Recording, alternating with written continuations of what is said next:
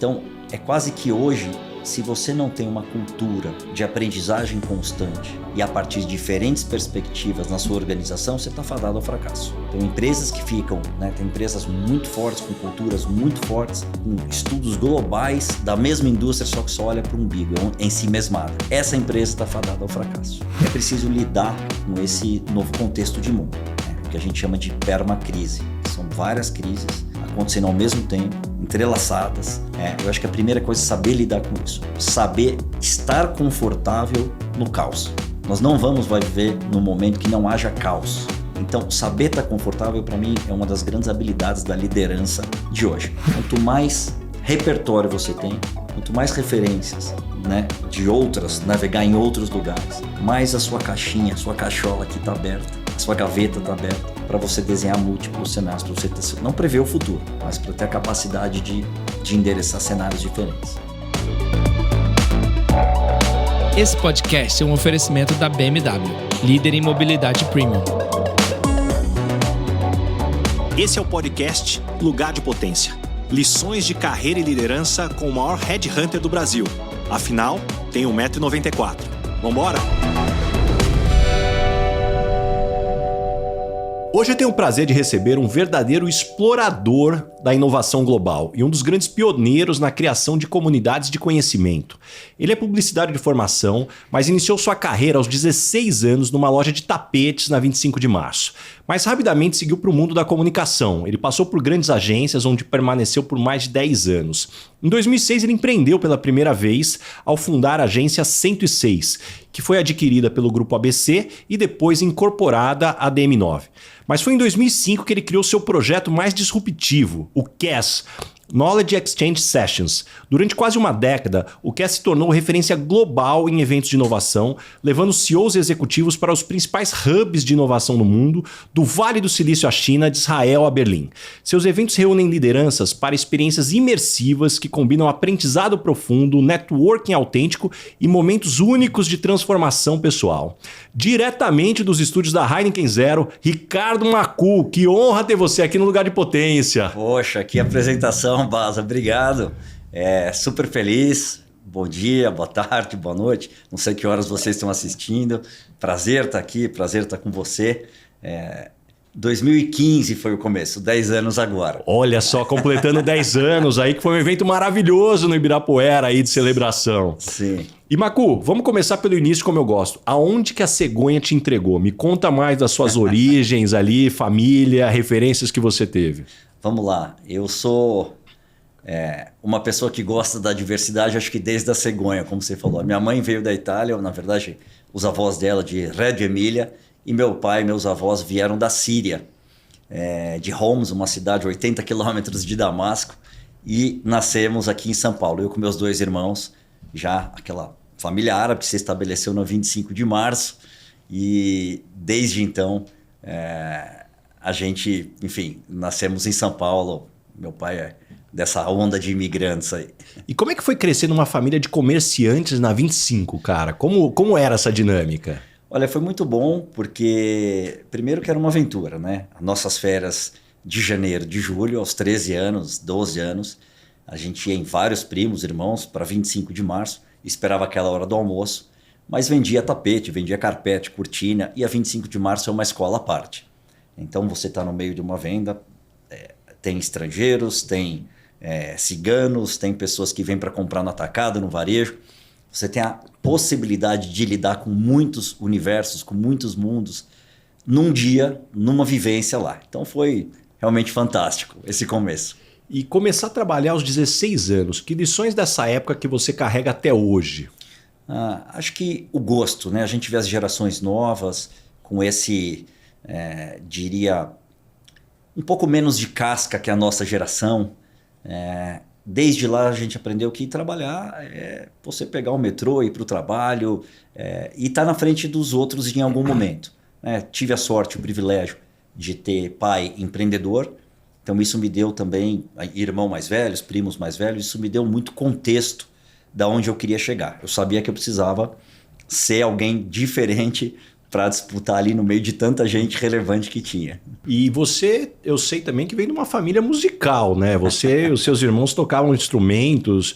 Como que a música talvez te influenciou, talvez até preparou algumas habilidades que você considera importante hoje? A música te dá, primeiro, uma habilidade de trabalhar em conjunto, né? O jazz ou qualquer instrumento que você toca, você tem essa habilidade de improvisar. A gente sabe que no mundo de hoje, a arte do improviso, né, de adaptar e de entender o outro, da empatia do outro, de complementar uma nota, isso é fundamental. Além de palco, ter ficar confortável com o microfone, ficar confortável com o público, isso me ajudou muito em palestras, em apresentações, no começo da minha carreira. Fora a sensação de estar lidando ali com a música, gerar alegria para os outros, que é fundamental. Mas, Macu, me conta essa transição de um jovem que trabalhava na 25 de março para o mundo da publicidade. O que te atraiu nesse novo universo? Olha, essa época foi uma época difícil em relação à família, porque quem era filho de empresário, estamos falando de 30 anos atrás, você nascia para ser ou herdeiro ou sucessor da sua organização, da organização da sua família. E eu lembro até hoje, no dia que eu liguei, avisei o meu pai super apoiou da minha iniciativa, mas o meu tio me ligou, falou: o que você está fazendo? O seu pai é a pessoa que mais entende de marketing no Brasil, por que você está saindo? Essa era a visão. E eu queria justamente buscar, a gente éramos em 15 primos homens ali, eu era do meio, eu sabia que tinha muitos primos e irmãos que já estavam, eu sou o caçula dos 3 irmãos, já estavam bem estabelecidos na empresa, e eu queria tentar alguma coisa nova, aprender fora. E também um pouco de mimo. Eu também queria sair para contar uma história nova dentro da família. Então, desde aí, esse foi o principal objetivo. E aprender com ter outras referências, né? Outras perspectivas. E depois aí desses primeiros 10 anos, você em 2006 decide empreender criando a 106. Me conta sobre essa jornada da decisão de abrir a própria agência até a venda para o Grupo ABC.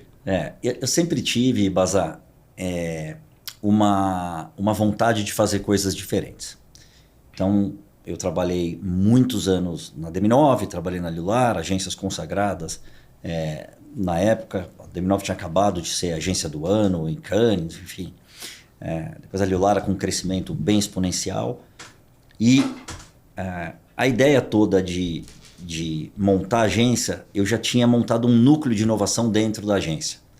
Porque começava muito aquela época do marketing de experiência.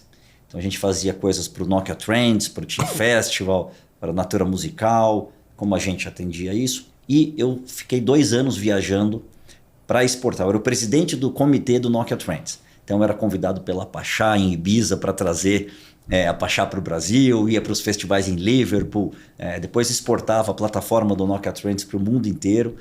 Isso foi me dando uma outra perspectiva de comunicação.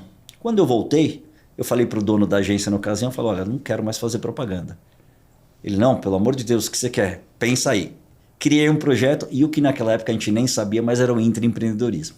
Então eu intraempreendi dentro da empresa, montei um núcleo de inovação, saí da mesa de negócios, fui para a mesa de criação e fiquei 2 anos trabalhando com inovação, fazendo projetos diferenciados. Depois eu entendi que a agência era uma agência de propaganda e eu era apenas um núcleo. Então eu fui montar uma agência que tinha essa característica de fazer coisas mais diferentes. Então esse foi o motivo de eu ter empreendido. E nessa dinâmica, me conta sobre essa trajetória. Vender a agência sempre foi um plano? Nunca foi um plano, mas a agência é um mercado que estava se consolidando muito. Até hoje é um mercado que se consolida muito. Acaba que você, no momento que eu me pegava em concorrências com empresas que faturavam bilhões e a minha agência pequena, e todo dia tinha portfólio de agências dentro de outras, dentro dos meus clientes, eu achei que era o momento de me estruturar e ir para um grupo maior. Então esse foi o principal objetivo, não era vender, mas era ter mais estofo, era ter mais tamanho, mais porte e serviços que naquele momento com uma agência menor eu não conseguiria ter e que numa agência, num grupo maior eu ia conseguir. E foi bem sucedido. E nessa dinâmica, puxa, você faz o trabalho, você volta a ser um executivo depois de adquirido ali no meio, ainda que seja sócio. Como é que foi esse encerramento de ciclo para começar a pensar no Cass? Você já saiu com a ideia de montar o Cass? Como que foi sendo desenvolvido isso na tua cabeça? Teve uma fase importante de criação, de pensamento, de me entender, de ir para terapia, de falar, puxa, 20 anos em propaganda, eu acho que eu já fiz o que eu tinha que fazer, já entreguei o que eu tinha que entregar. A propaganda estava mudando muito com mídia programática, com transformação, com digital. Eu falei, puxa, talvez eu não seja a pessoa para estar nesse novo ciclo. Por outro lado, olhando para dentro, eu falava, poxa, eu gosto de viajar, eu gosto de estar com pessoas, eu gosto de me conectar, gosto de inovação, e o mundo estava começando a mudar muito. Então já se falava em colaboração, já se falava em inteligência, começava a falar em inteligência artificial, no poder da diversidade para impactar a inovação, temas como movimento maker, né, da revolução da indústria, pensamento exponencial. Eu falava, poxa, não tem ninguém falando disso. Você tinha os eventos que eram eventos de networking, de relacionamento, e você tinha os eventos que tinha uma pessoa falando, 10 mil pessoas assistindo. Você tinha pouca troca. Eu falei, opa, acho que tem uma oportunidade aí. Então, quando eu vendi e voltei a ser executivo, eu tinha 3 anos de no compete, e no primeiro ano eu já fiquei desenhando inúmeras possibilidades. E o primeiro passo foi saber o que eu não queria fazer.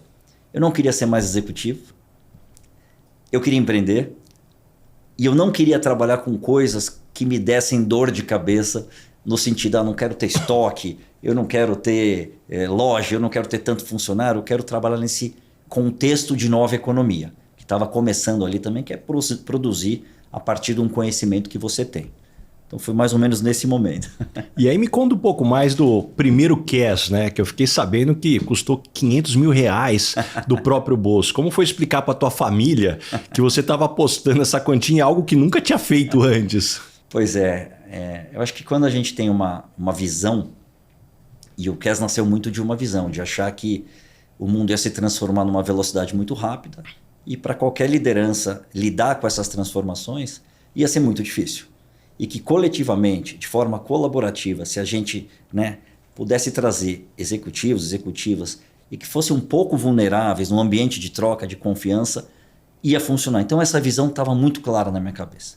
Como entregar essa visão foi muito difícil. No primeiro evento que a gente fez, como você está mencionando, eu nunca tinha feito um evento na vida. Eu acordei às 7 horas da manhã, 6 horas da manhã, o evento começava às 8.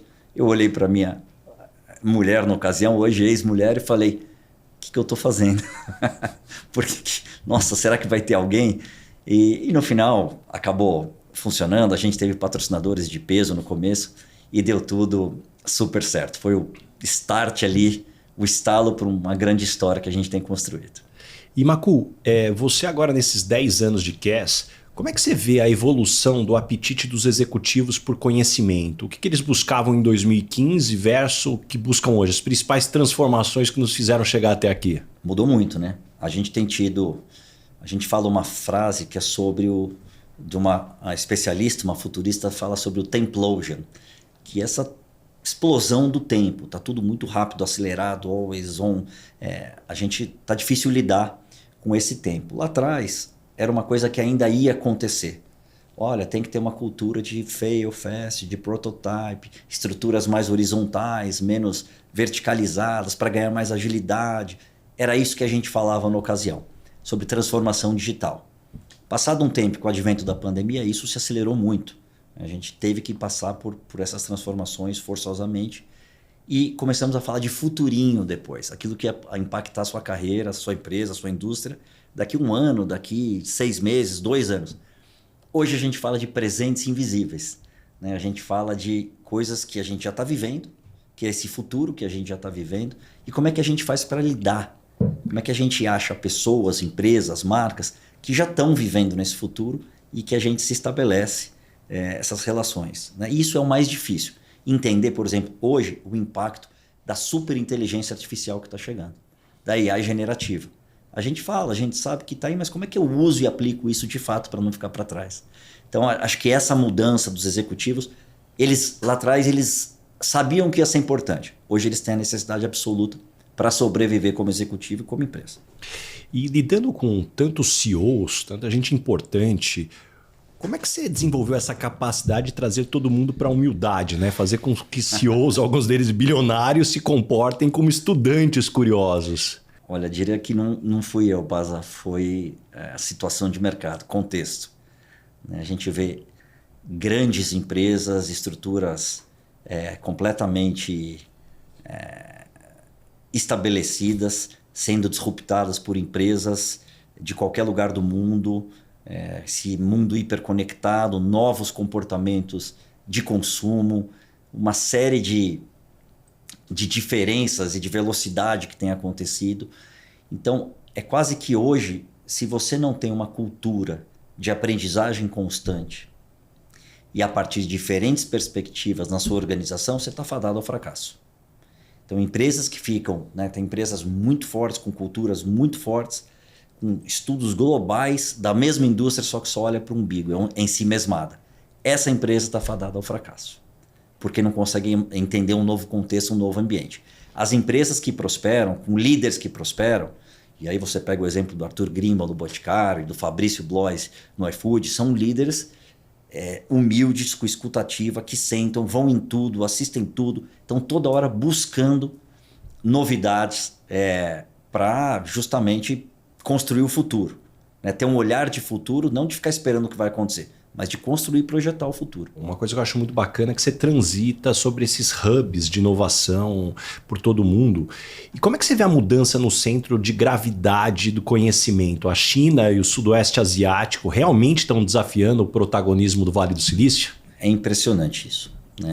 Realmente o que está acontecendo na Ásia é inacreditável, não só na China, mas em Seul, Malásia, Vietnã, Hong Kong, mas a China, Singapura, mas a China especificamente em Shanghai, Beijing, Shenzhen, Hangzhou, é inacreditável. São cidades do Tier 1 que eles falam, que são 30 milhões de habitantes, 25 milhões de habitantes, que uma mais focada em grandes indústrias, grandes empresas, outras mais focada em produção. Você tem uma loja em uma rua em Hotianbei, por exemplo, onde eles produzem 80% dos celulares do mundo, que é em Shenzhen. Hotianbei é uma rua de Shenzhen. Você tem prédios de 70 andares que vendem pecinhas de tudo. Tudo. A gente chega de manhã lá e a gente quer criar esse microfone que ele tem Wi-Fi, ele tem Bluetooth, mas ele capta e já traduz com AI embutido. A gente teve uma ideia maluca aqui. E ele vai sair voando daqui, vai fazer um drone e filmar a gente. Você entra de manhã nesse lugar, você sai à tarde com posicionamento, com protótipo, com tecnologia embarcada. É impressionante. Eles formam 5 milhões de STEMs, engenheiros, cientistas, matemáticos por ano. Então toda essa transformação digital do mundo, eles estão fazendo frente a isso. E outra coisa, 30 anos atrás, eles permitiram a Ásia, a China, vir para Harvard, para Yale, para Stanford, para Oxford e estudar. E com a capacidade de resiliência que o chinês tem, eles vieram, se formaram, quase que se ocidentalizaram desse jeito, foram repatriados e hoje estão dando conta dessa transformação digital do mundo. É impressionante essa nova dinâmica. Agora, o Vale do Silício também continua. Todo lugar que tem, para formar um hub de inovação, é importante você ter muito emprego em tecnologia, startups, capacidade, universidades, apoio do governo, os governos pró-business e uso massivo de tecnologia. Então tem muitos lugares que tem isso. Então o Vale do Silício vai continuar sendo o Vale do Silício. Aliás, me deixam louco quando falam, estamos montando aqui o novo Vale do Silício. Não estão. Vocês estão se inspirando, mas não estão. O Vale do Silício é formado por inúmeras cidades. Tem Mountain View, Palo Alto, Bay Area. Não foi formado em 5 anos. Não, você tem uma série de... É muito capital intelectual, muito capital financeiro, muito VC, investimento, que você tem algumas mudanças. Por exemplo, quando a gente vai para Cape Town, tem um empreendedorismo de impacto. Empreendedorismo mais feito pela mulher. Ele não é o app de yoga que vale 1 bi. Não. É uma mochila que foi desenvolvida por uma mulher, porque uma criança chegava na vila dela e não tinha luz para ler. Então a mochila passa a ter luz e nessa luz ela consegue estudar à noite. Em Singapura tem menos empreendedorismo, porque eles não têm tantos problemas para resolver. O país ele é muito rico. Na Alemanha, que tem 83 milhões de habitantes e tem um social welfare muito grande, você tem uma população rica ali, eles pensam o Estado, a sociedade. Então ninguém empreende para ficar rico em Berlim. Tudo que eles... Em Berlim não, na Alemanha. Tudo que eles fazem é em prol da sociedade. Só que produz muito conhecimento. Estocolmo, mesma coisa. Países que têm mercado interno pequeno, e como Israel, Estocolmo, Singapura, que precisam de mercado externo para ter vendas, são hubs também de inovação que estão produzindo muito conhecimento. Exemplo, Estocolmo, que tem lá empresas tradicionais incumbentes que estão se reinventando. Então a Volvo não vende mais o caminhão, vende a hora do caminhão. Você tem lá a Ericsson, não a Ericsson que a gente conhecia aqui, mas a Ericsson está fazendo o 6G, o 7G. E ao mesmo tempo você tem as empresas nativas digitais, o Spotify, as empresas de games. Então é um hub muito pulsante de conhecimento e inovação também. Você se envolve com as histórias, experiências e aprendizados que eu compartilho aqui em cada episódio? Então pense no efeito transformador dessas lições aplicadas na sua equipe. Conheça mais sobre a minha palestra Lugar de Potência acessando o link na descrição do episódio. Não só inspire, mas revolucione o potencial do seu time. E com todo esse radar, Marco, me conta, na tua visão, quais serão os próximos grandes temas que vão dominar as discussões entre os líderes empresariais, talvez nos próximos 3, 5 anos? Eu sempre falo que a gente precisa ser um pouco otimista, porque no momento de crise extremo climático, de polarização, de crise geopolítica, de uma série de temas, tem muitos temas que chegam a preocupar. Então a primeira coisa é saber lidar, e isso tudo obviamente afeta a saúde mental, isso tudo afeta as organizações, afeta as velocidades das coisas. É preciso lidar com esse novo contexto de mundo, o que a gente chama de permacrise, que são várias crises acontecendo ao mesmo tempo, entrelaçadas. Eu acho que a primeira coisa é saber lidar com isso. Saber estar confortável no caos. Nós não vamos viver num momento que não haja caos. Então, saber estar confortável, para mim, é uma das grandes habilidades da liderança de hoje. A segunda coisa é saber comunicar. Ter coragem, ter visão, coragem para implementar as coisas e comunicar numa velocidade muito rápida. O que está acontecendo. Você tem a sua visão e você comunica. Então, temas como, obviamente, a inteligência artificial, essa super inteligência artificial, que aprende não mais a partir só da gente, mas aprende a partir da própria máquina, numa velocidade inacreditável. Isso vai impactar muitos negócios e muitas indústrias mesmo. Talvez seja a quarta ou quinta revolução industrial. Depois da internet, acho que é o grande acontecimento. E isso em vários setores, mas sem deixar de olhar a questão humana também. Eu não quero ser atendido por um robô num restaurante, mas talvez o robô para lavar as coisas num restaurante faça sentido. Então acho que essa mistura, a gente saber não ser dominado pela tecnologia, mas saber usar isso é importante. E todas as consequências que vêm com isso. Privacidade, ética, quem domina os nossos dados. A gente deveria vender os nossos dados ou eu deveria comprar? Por que eu uso de graça uma plataforma? É porque estão usando nossos dados para comercializar. Será que não é melhor eu pagar para usar uma plataforma digital e eles pagarem pelos não usarem os nossos dados? Quem tem o direito? Quem tem a privacidade? E tudo que a inteligência artificial, as redes sociais trazem de impacto em relação a isso. Então acho que essas são algumas preocupações importantes. E ainda dentro da calibração do teu radar, Marco, como é que você distingue entre uma inovação realmente genuína e algo que apenas está sendo bem marketizado? Como é teu detector de bullshit? Existe alguma tendência que você vê que o mundo está abraçando, mas você acredita que é uma armadilha, modismo? Tem, acho que da mesma forma que hoje as coisas acontecem muito rápido, elas somem muito rápido também. A gente viu... 3 anos atrás, a gente tinha que parar a vida e ir para o multiverso. O novo, tinha que parar a vida e ser isso. Então lança a sua loja no multiverso. Então tem coisas que são experimentais e que é importante experimentar. Acho que essa cultura de apegar e desapegar rapidamente também. Você entra, testou o MVP, o Minimum Viable Product, você vai lá, testa rápido.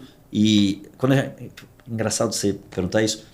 Primeira vez que a gente foi no Google, a gente teve uma palestra fantástica lá em 2016 com o Alberto Savoia. E ele mostrou um cemitério do Google. Cemitério de coisas que não tinham dado certo, né? Então essa cultura de faz rápido, erra barato é importante. Então acho que tem que ter uma cultura de experimentação, mas tem coisas que são realidade. A inteligência artificial já está impactando a nossa vida hoje. A gente já usa no âmbito pessoal e no âmbito profissional. Você já consegue diminuir processos, né? O iFood tem casos de aumento de EBITDA gigantescos através de uso massivo para a organização inteira de inteligência artificial.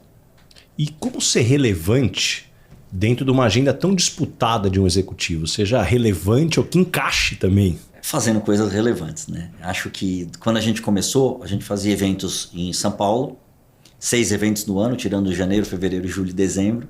Cada 45 dias um tema muito relevante, com troca de conhecimento, um speaker e troca de conhecimento na sequência, com executivos, lideranças, executivos e executivas muito relevantes na audiência para participar também.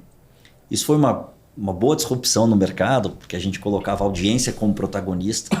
Depois de um tempo começou a ter muito evento. Não só os eventos das plataformas, mas eventos das marcas, das empresas. E o que a gente fez foi gerar mais experiência. A gente costuma dizer que o Cass ele é uma empresa de conhecimento, de troca de conhecimento, mas de hospitalidade também. Então, quando a gente faz um summit em Trancoso, por exemplo, a gente não fica num hotel isolado, todo mundo. A gente aluga 250 casas ali no quadrado de Trancoso e separa as casas por afinidade e as pousadas das pessoas. Então você precisa ter algo a mais. A gente freta um avião, faz uma plenária na praia, você precisa ter algo a mais. Então é o conteúdo, mas as pessoas que você coloca, o tipo de dinâmica que você traz, e precisa ser legal. Ninguém quer evento de gente chata com pessoas chatas, então precisa ser legal. E você percebe diferenças geracionais significativas entre os executivos que participam e talvez até como adaptar as experiências para esses perfis? A gente tem diferenças, né? Hoje a gente trabalha com 5 gerações dentro de uma mesma organização, pela primeira vez na história. Inclusive o tema no passado do Summit foi essas simbioses possíveis. E como é que a gente faz para lidar com isso? Nos eventos a gente tem, só que a gente vai a gente forma a comunidade pelo tema. A pessoa tem que estar interessada naquilo que vai causar impacto e vai melhorar a vida dela. Não é pela posição que a pessoa tem na organização. Então, às vezes a pessoa é um CEO ou uma CEO, a véspera de uma aposentadoria, a véspera de sair de uma empresa, tem um nome bastante importante, mas não vai contribuir muito para aquele evento. A nossa aposta é na afinidade de conteúdo. Pessoas que querem ser relevantes para transformar. E aí, quando você tem um objetivo, um propósito comum, que é ser relevante, com conteúdo, com aquele tema, por isso que a gente tem um mix de pessoas no CAS muito interessante. Então tem os executivos, tem CEOs, tem liderança, tem VP de inovação, tem CMO, CIO, mas a gente convida muito especialistas que essas pessoas, o mundo executivo não teriam acesso. Seja da academia, seja cientistas, sejam professores. Então essa mistura e esse choque acaba sendo muito relevante. Sempre tem alguma coisa para aprender. E nesse ponto, Marco, o tema do CAS, de 2025 em Trancoso é improvisar. Me conta mais, por que vocês escolheram esse verbo para um público corporativo que tradicionalmente valoriza planejamento e controle? Planejamento é importante, mas não funciona mais. O 5-year plan, 10-year plan, esquece. Você tem que ter uma visão clara, obviamente, né? A China opera isso muito bem, por exemplo, como Estado, como governo, seus planos quinquenais. Mas nas organizações, você precisa entender o que é mercado. Você olhar, um ano atrás não existia inteligência artificial, a gente não usava inteligência artificial generativa, não é que não existia, existe faz muito tempo. O GPT-4, ele existe há muitos anos, a gente não existia. Daqui a pouco chega Quantum Computing, tem blockchain, tem uma série de temas, as criptomoedas, tem uma série de temas aí muito relevantes para as pessoas e organizações usarem. Então vai ser impossível, e a velocidade acontecendo num ritmo muito acelerado. o nível de compressão do tempo que a gente tem passado, ela é assustadora. Então não adianta você ficar preso. Você tem que ter uma cultura de aprendizagem constante, como eu mencionei. Se você não tiver isso estabelecido na sua organização, e não tem que ser a liderança, tem que ser radicalmente, tem que ser obsessão da liderança e também espalhar para toda a organização, escalonar para a organização, essa cultura de aprendizagem constante. Porque as coisas vão mudar. Então o tema é navegando improvisos. Como é que a gente faz? Um dos palestrantes, que é o Matt Klein, vai falar exatamente sobre isso. Como é que a gente lida com o que é hype do que vai ser tendência. Outro palestrante que a gente tem é o Oliver Stone, maravilhoso, que vai falar sobre a geopolítica dos algoritmos. Como é que a gente faz para fundar e como é que a gente faz para lidar com esse contexto de mundo. Então nós vamos ter temas bem relevantes nesse summit para saber lidar. Quanto mais repertório você tem, quanto mais referências, né, de outras, navegar em outros lugares, mais a sua caixinha, a sua cachola aqui está aberta, a sua gaveta está aberta, para você desenhar múltiplos cenários, para você ter, não prever o futuro, mas para ter a capacidade de endereçar cenários diferentes. E Macu, falando em referências, eu estava aguardando, você estava falando muito das viagens em tantos países que você já foi e você leva tanta gente.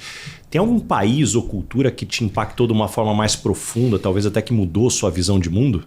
Só uma coisa antes, outro dia eu estava indo para o Uber, estava indo com o Uber para Guarulhos, para o aeroporto, e estava contando, um Uber super simpático, falando o que o senhor faz e tal. E eu contei das viagens. Ele olhou para mim e falou, no final, muito obrigado pela corrida aí. Muito legal essa agência de viagens que o senhor montou. Eu acho que esse... primeiro que a gente conheceu, é um privilégio você poder conhecer o mundo aprendendo, sendo remunerado para isso, tem um fator importante. A gente tem acesso a muita coisa. Então, puxa, já tive com o prefeito de Seul, já tive na casa do Kevin Kelly, jantando, né, fundador da revista Wired, tem um livro Inevitable, um dos ícones aí de inovação. Tivemos em quase todas as empresas relevantes do Vale do Silício, da China, de Singapura, de Israel e de muitos outros lugares. Eu acho que injusto seria falar de um lugar, mas a China ela é muito relevante do ponto de vista que eu já mencionei, mas do ponto de vista de velocidade, de escala, de tamanho. Eles fazem, né, a Xiaomi, por exemplo. Xiaomi é uma empresa de eletrônicos, de celular, e eles trabalham secretamente durante 10 meses, chamam uma coletiva de imprensa e lançam um carro que parece uma Porsche de $36 mil. É impressionante isso. E isso é uma capacidade de mudar o jogo. E eles saíram de um país de copycat para um país que exporta tecnologia para o mundo inteiro. E você vai lá, o chinês é gente boa. Você bate papo, eles te recebem bem, são bons de negócio. Então é muito impressionante a China com as suas vertentes. Singapura é outro lugar inacreditável. Singapura era um lugar que vendia, era um lugar de passagem de venda de ópio na Ásia. Era isso. Cheio de malária. Cheio de malária. O Lee Kuan Yew, que era o grande estadista, estava estudando em Oxford, falou, poxa, ele era já de Singapura, falou, não tem ninguém mais inteligente que eu aqui. Longa história curta, voltou, se candidatou, era de uma família já de políticos, entrou e ele fez duas coisas. Primeira coisa, todo mundo fez uma fusão com a Malásia, porque tiveram 2 CEOs, 2 presidentes, o país. Primeira, porque eles não tinham água, era a única coisa que eles precisavam. 2 anos depois, teve uma cisão e a Singapura parou de ter água, falou, vamos ter que lutar. Tem inclusive no Museu de História Natural, de História do país, tem ele falando para os jornalistas isso e ele fala. 2 coisas, a gente teve essa cisão, não vamos ter água, a gente vai prosperar. Ele chora nesse negócio, nessa entrevista, e ele fala 2 coisas. Todo mundo usando branco a partir de amanhã. Proibido aqui, corrupção, roubo. Roubou é chicotada, segunda vez é prisão, terceira cadeia, pena de morte. A outra coisa, não quero nenhum idioma aqui, porque Singapura é formado por malaios, indianos, vários povos. Dentro de casa vocês falam o idioma que vocês quiserem. Fora de casa, vocês falam inglês. Resumindo, anos depois, é o grande portal e hub de inovação para a Ásia. 40% de expatriados, mais de 4 mil empresas e centros de inovação do mundo inteiro estabelecidos lá. O país é uma pintura em relação à gestão. O principal salário do país é o salário do presidente. É inacreditável a visão de longo prazo que eles têm. Então, essa visão de país que eles tiveram me impacta muito. De olhar o país, toda aquela parte do Marina Bay, foi tudo aterrado, tudo construído aquilo. É muito impressionante. Israel também, tirando toda a parte religiosa, esquece essa parte, política, guerra, não estou falando sobre isso. Mas o olhar deles de empregar tecnologia, de se formar desde de país, de 16, 17 anos, já está no exército, isso amadurece muito cedo, dá um senso de pertencimento com o país. Como a guerra virou uma guerra digital, uma guerra de previsibilidade, eles aproveitaram todos esses soldados inteligentes, com as universidades também, que tem muitos Nobels lá, prêmios Nobel, eles acabaram levando para a indústria e fazem empresas fantásticas a partir desse pensamento. Então é fascinante esse mundo de vivências, fora olhar o mundo de outra perspectiva. Quando a gente jogava War, quando era menor, você via o mundo ali com a Oceania, com a Europa no meio, a Ásia aqui. Quando você vai para a Ásia, o mapa é diferente. Tem mais de 4 bilhões de habitantes ali. Então, o olhar para o mundo é diferente. E Maku, transitando com tanta gente importante, tantos líderes globais, você já vivenciou algum momento de síndrome do impostor nessas viagens? Acho que não. O que a gente acaba fazendo é gerando para as pessoas que viajam com a gente ou que estão na nossa comunidade, na nossa rede, é quase que uma missão do CAS, né? A gente ajuda a pautar essa iniciativa privada de quais são os grandes temas que vão ter impacto no mundo, no Brasil. Então, nós estamos sempre... A gente não é o dono da história. A gente leva as pessoas a viverem a história junto. Então, a gente não se sente menos que ninguém, a gente acaba produzindo muitos efeitos dentro das organizações. Pessoas que, dentro de uma viagem do CAS, acabam formando sociedade, acabam largando o mundo executivo para empreender, acabam fortalecendo as relações entre as pessoas executivas da mesma organização.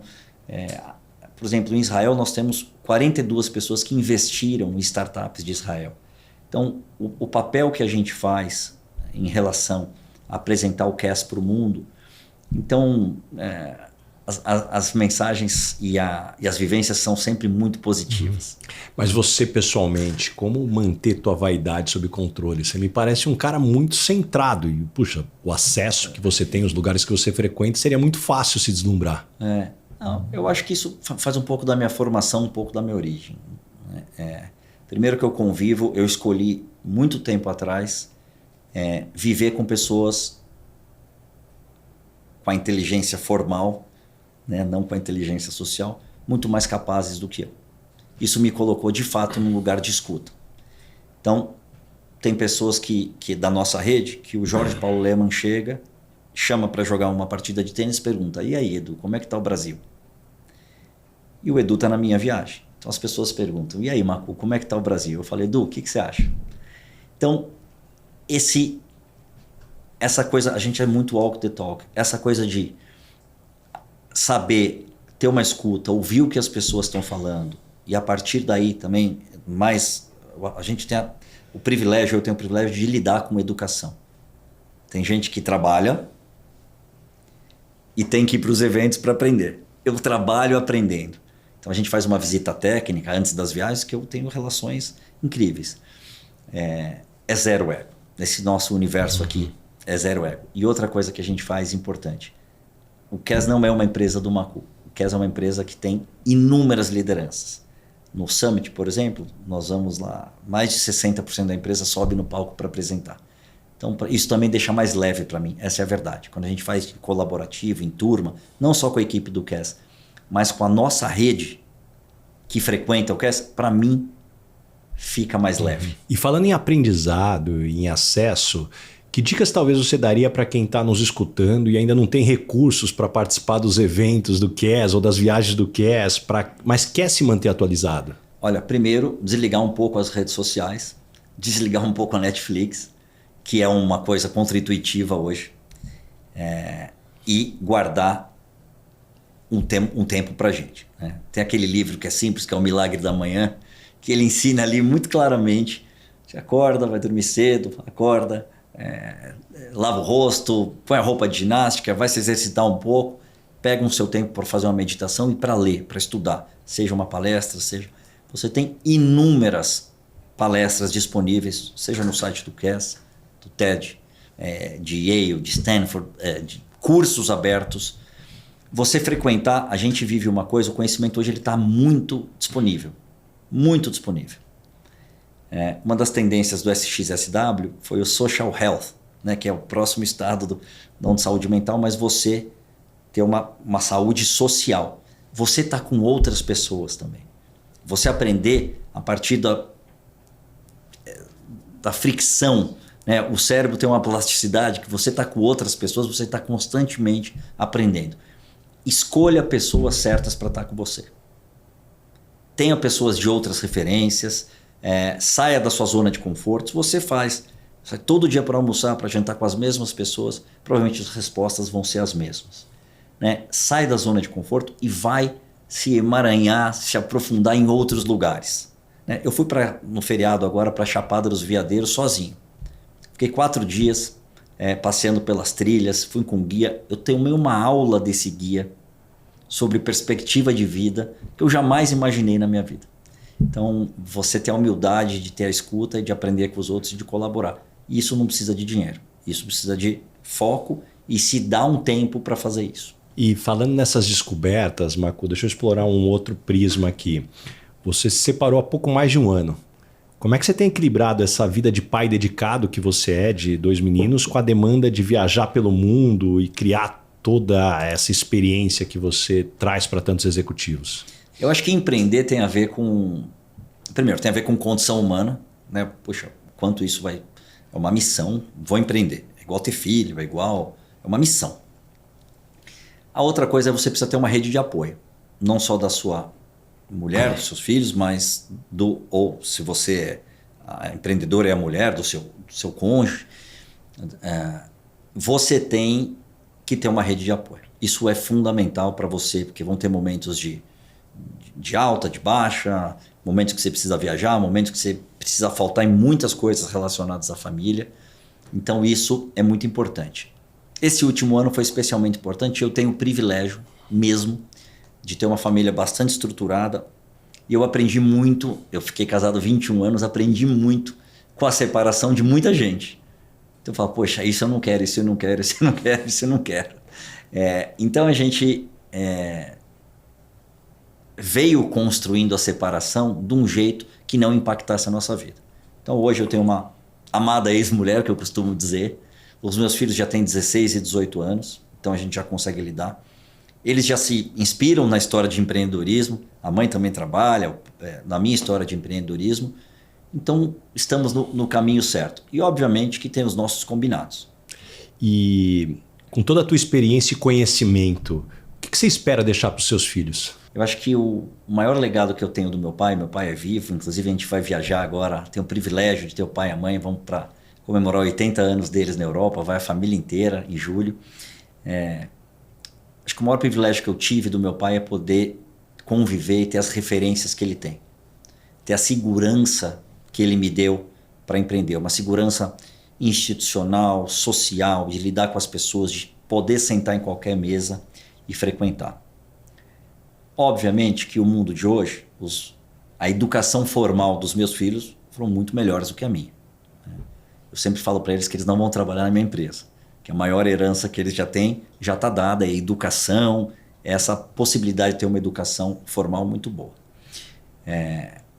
Eu acho que como pai, né, dá exemplos positivos, dá exemplos de não se acostumar, de não ter nada de mão beijada, de ir atrás das coisas e ter coragem para seguir o caminho deles, um caminho interessante. E é impressionante como muda isso de 16 para 18 anos. 16 você fala, meu Deus, meu filho não vai ser ninguém. Chega aos 18, 17, dá um clique e você fala, tudo que a gente fez nos últimos anos tem dado certo em termos de educação.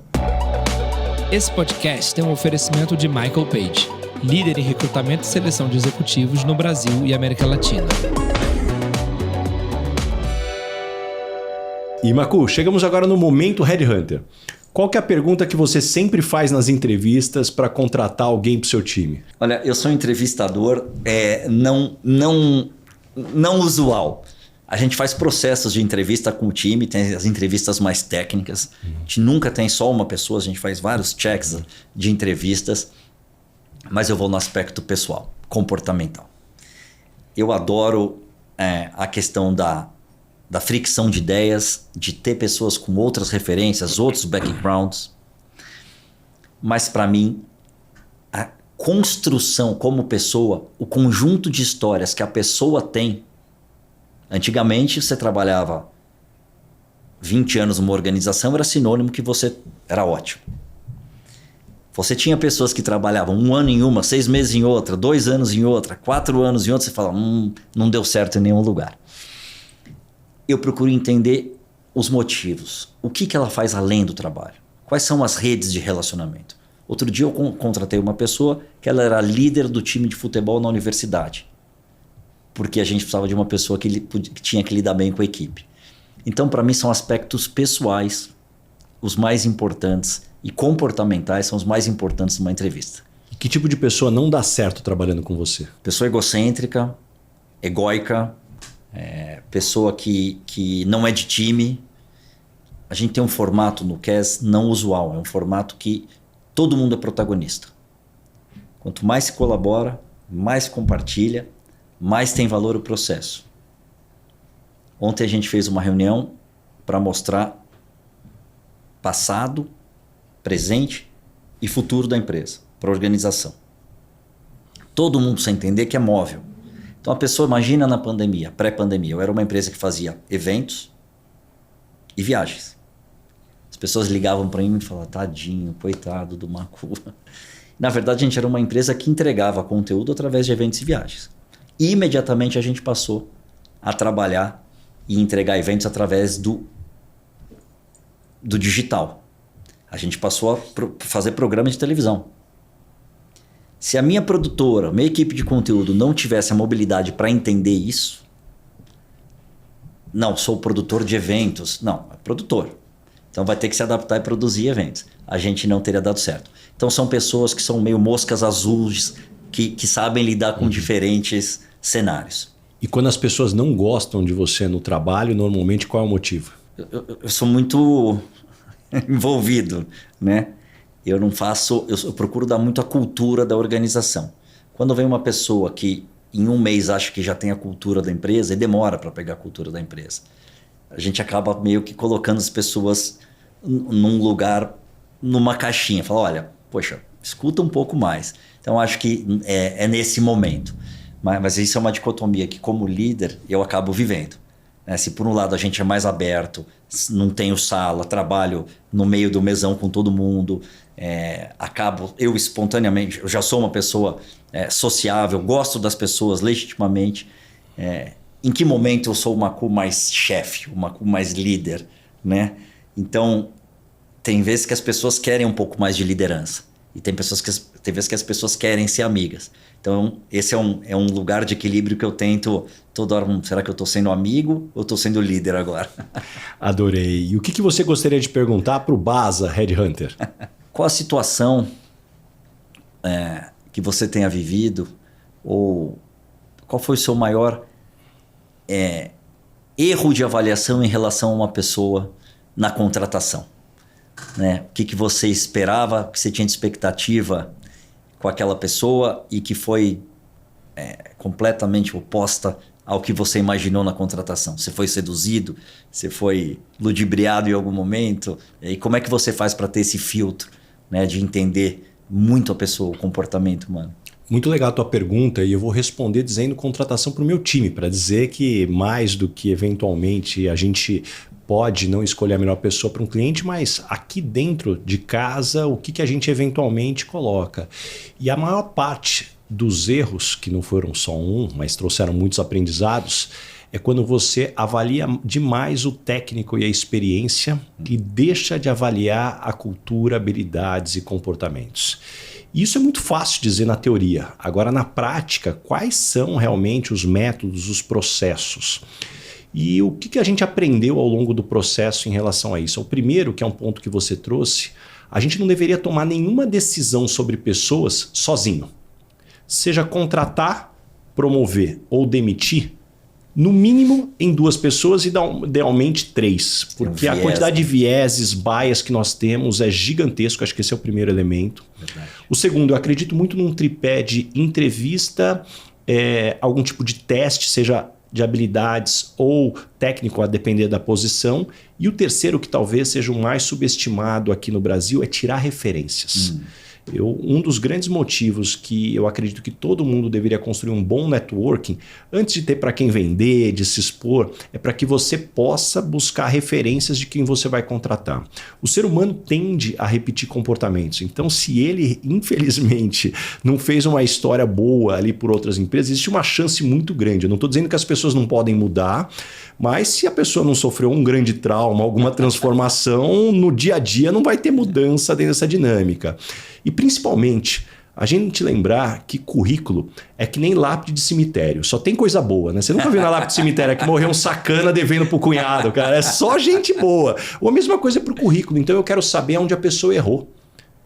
Contratar alguém que nunca errou, primeiro que isso não existe, mas ainda que existe, eu não quero ela. Sim. Porque ela vai vir errar na minha empresa. De preferência alguém que errou bastante pelo mercado e me ajude a não cometer esses erros. Então acho que esses são os principais aprendizados aí que a gente teve ao longo do tempo. Espetáculo. Muito bom. E Macu, chegamos agora no momento Dona Ângela com um pouco mais de humor. Complete a frase. Eu sou esquisito por quê? Tenho toque absoluto. Insônia, toque, e é isso. Vocês nem imaginam a quantidade de toques. Então dá um exemplo, já que você trouxe aqui, dá um exemplo aqui do nível desse toque. Não, por exemplo, eu acabei de fazer assim, eu tenho que fazer assim. Se passar o dedo um do lado do nariz, tem que passar do outro alguém também. Me aperta aqui, tem que apertar aqui. Barulho, eu tenho misofonia. As pessoas que ficam com caneta fazendo ou que mascam chiclete, qualquer barulhinho para mim me deixa... E quanto mais intimidade com a pessoa eu tenho, mais eu fico maluco. E qual foi o maior perrengue ou situação engraçada que você já passou nesse mundo corporativo? Eu acho que tem um perrengue grande da primeira viagem que a gente fez.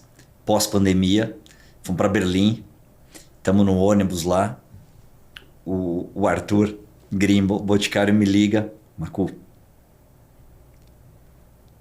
tô com Covid. Como é que... Eu falei, tá, deixa eu pensar. Eu olho no ônibus, tá todo mundo.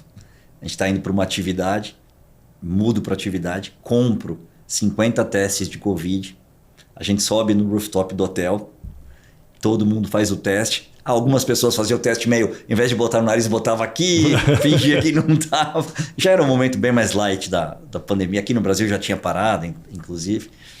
Mas foi um momento muito tenso. Então a gente foi dividindo o grupo e o grupo ficou metade no hotel, o grupo da pandemia e o grupo que continuava nas atividades. Ia caindo 1 por dia, 2 por dia.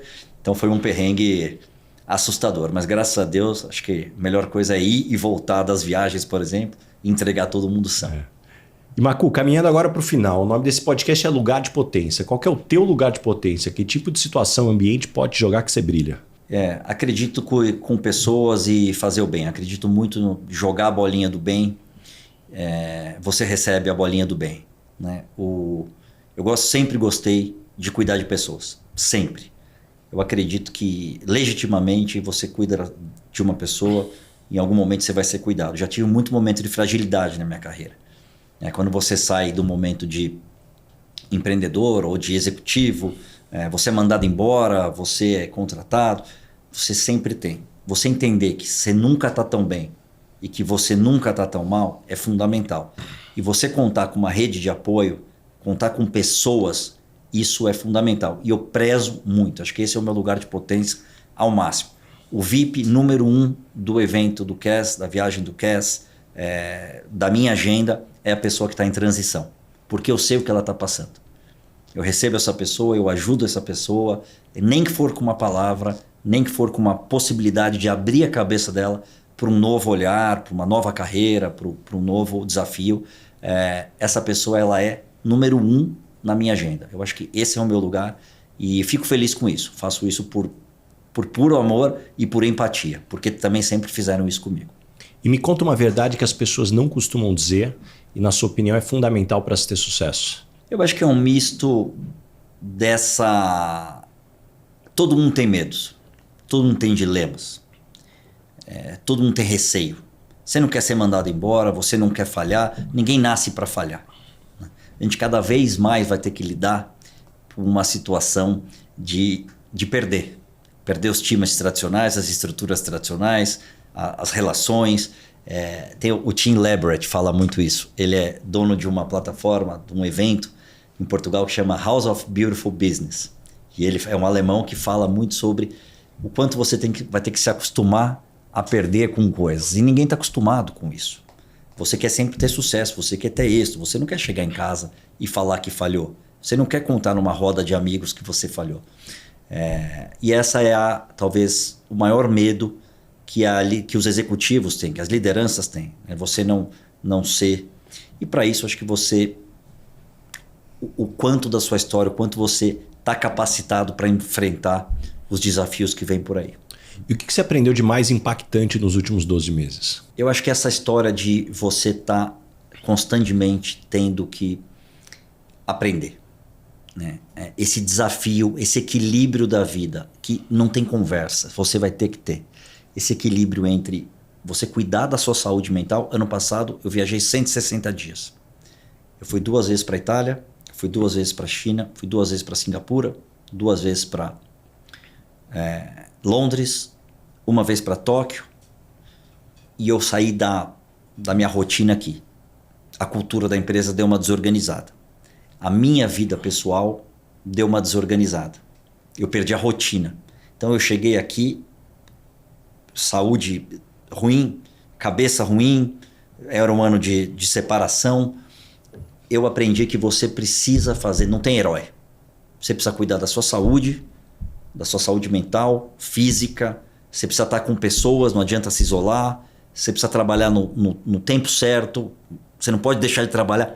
Equilíbrio. Equilíbrio é o nome do jogo. Você tem um limite para se testar. Principalmente quando você vai ficando numa idade mais avançada. E Makul, me indica 3 pessoas bacanas para eu convidar para esse podcast, ter uma conversa legal como essa que a gente está tendo aqui. Tem muita gente legal.